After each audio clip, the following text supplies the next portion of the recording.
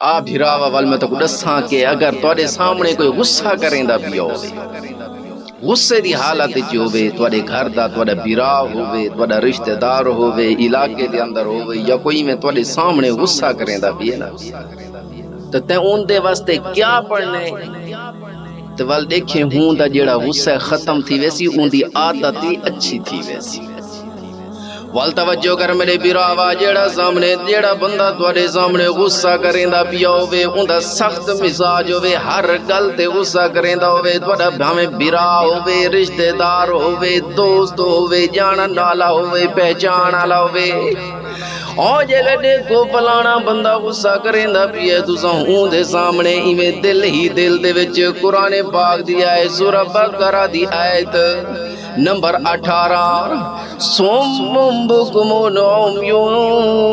فہم لا یرجعون، یہ آیت تساں پڑھنی ہے، ہندی تلاوت کرنی ہے۔ جے دیکھو فلانا بندہ غصہ کریندا پیا، تساں دل ہی دل دے اندر پڑھ لو صم بکم عمی فہم لا یرجعون،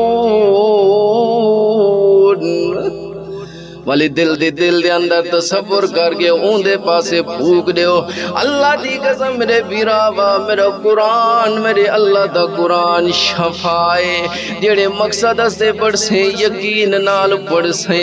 او مقصد دا پورا دی ویسی، او جائے بیمار دے اتے پڑھتے پھوکے سے ان کو شفا مل ویسی، او کہ مریض دے دم کرے سے او شفا یاب تھی ویسی، پورا قرآن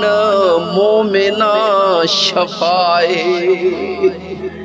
تو عمل تا کر، ول جیڑے اس دوست تو اے آیت پڑھتے پھوکے سے ہوں دا تصور کرے سے، ول انشاءاللہ ہی سورت دی برکت نال اللہ رب العزت ان دے غصے کو ختم فرمے سن، ان دے دل دے اندر دین دی محبت پیدا ہو ویسی۔